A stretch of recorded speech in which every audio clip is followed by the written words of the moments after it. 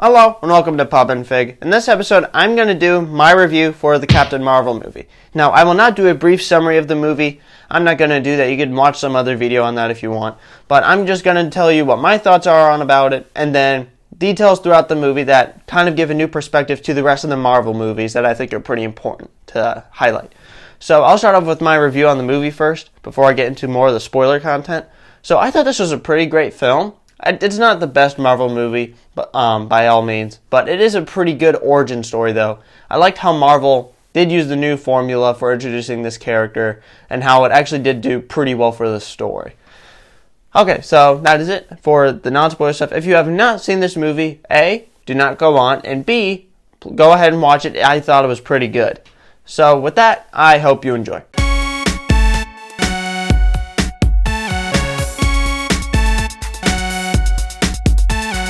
So I'm going to go over probably one of the biggest surprises of this movie, and that was the Tesseract. Now, the Tesseract has been in multiple Marvel films, as you should know, and it is that blue cube that was what gave Carol Danvers her powers in the first place. The fact that it was in space in '96 is pretty important, but let me tell you the timeline from Captain America the First Avenger to this movie to explain how it got to that point. In Captain America the First Avenger, Captain America fights the Red Skull. It falls out of that aircraft, melts into the ocean. Howard Stark finds it, who is a founder of S.H.I.E.L.D., finds the Tesseract. Now, Howard Stark founded S.H.I.E.L.D. S.H.I.E.L.D. had multiple divisions, including Project Pegasus, which was that base Carol and Fury went to, Project Pegasus.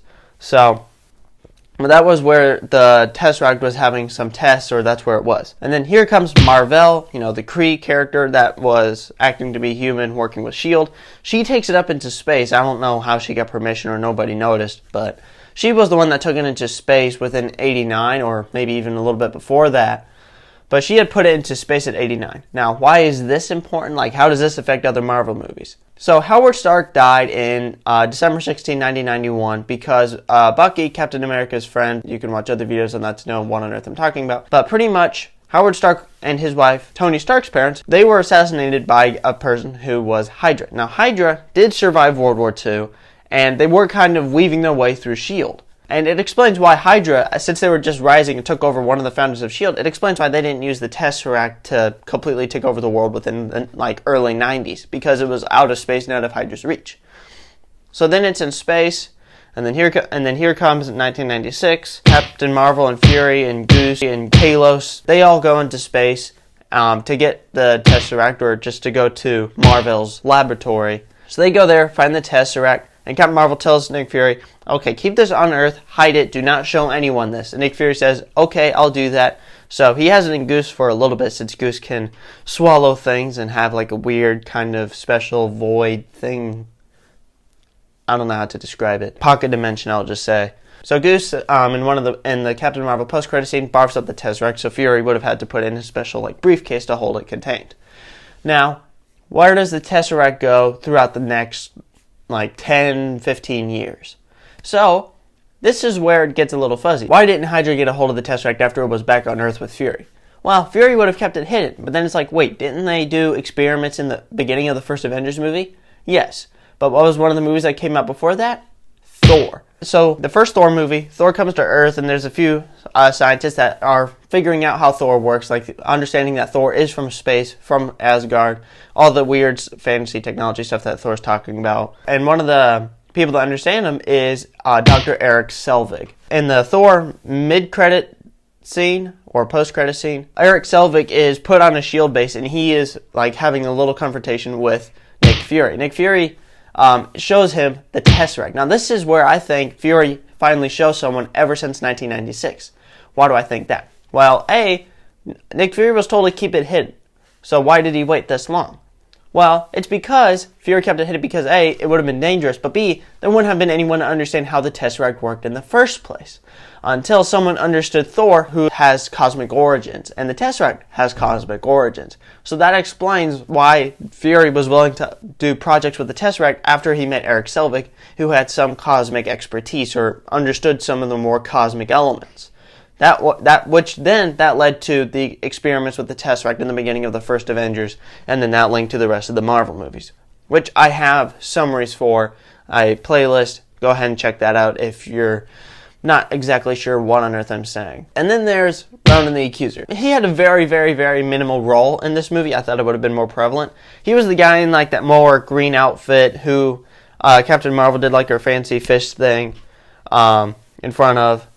So that was who that guy is, but he fled, he retreated.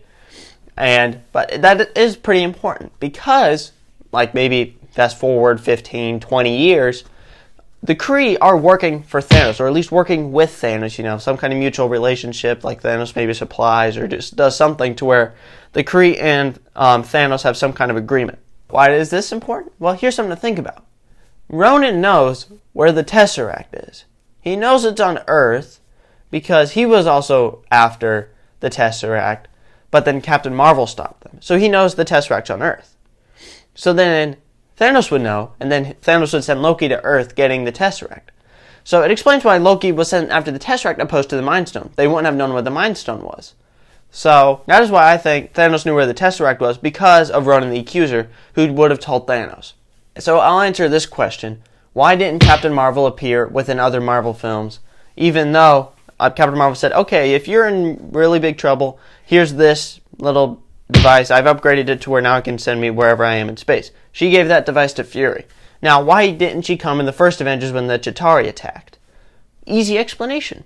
It goes on Fury's perspective. Fury would have been the one to alert her. But why didn't Fury send a signal for Captain Marvel? Why did Fury only send the signal at the end of Avengers Infinity War, opposed to during the first Avengers movie? Marvel wouldn't have known to put Captain Marvel in the first Avengers. That's the real world explanation. But within the Marvel universe, what is the explanation for that? It's because Fury didn't need Captain Marvel. Nick Fury had already assembled his own Avengers group. He had assembled Iron Man, Captain America, the Hulk, Thor-ish. That was debatable. But he had already a group of heroes. So as long as he had some backup, it was fine. Now what about the second Avengers? Same thing. He had the Avengers. He still had a team that could help deal with big problems. Now, why did he do it in Infinity War? It is because a bad thing had already happened. The Avengers were still divided at this point still.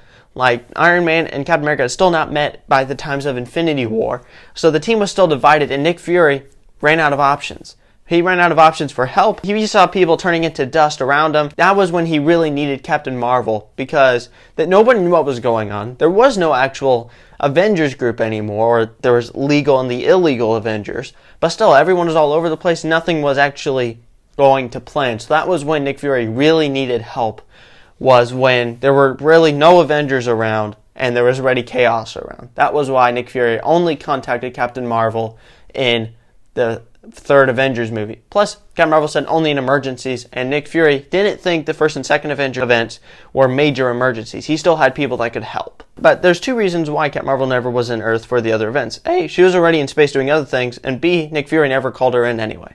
Okay guys, that is all I have in this episode for you. I hope you enjoyed it. I'm sorry I didn't hit that many topics, but I'm not doing a brief summary thing. But those were main details I thought were interesting, especially since they kind of give a new light to the rest of the MCU. So I hope you enjoyed it, and with that, sayonara.